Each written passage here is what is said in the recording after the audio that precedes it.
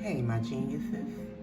Just wanted to show this lovely slide created by LPJ Creations that I have been using. This is one of the many slides that this individual created for Valentine's February holiday. And so I'm still in the loving mode. It's Friday, and I'm testing the kids on some of the concepts we've been going over in fractions, which are decomposing, adding like fractions, unlike fractions.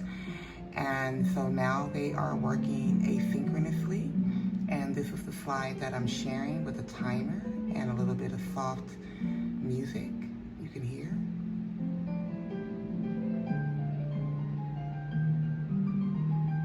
They have about 7 more minutes before we take a brain break, and they will continue their assessments. The instructions are on Google Classrooms, and those are hyperlinks to Google Classroom assignments with the instructions. This is just an asynchronous slide for my students to follow and share while I may be working in a small group, or I'm working on planning and getting ready for our lessons for today or next week or next month, or handling any school business that I need to handle.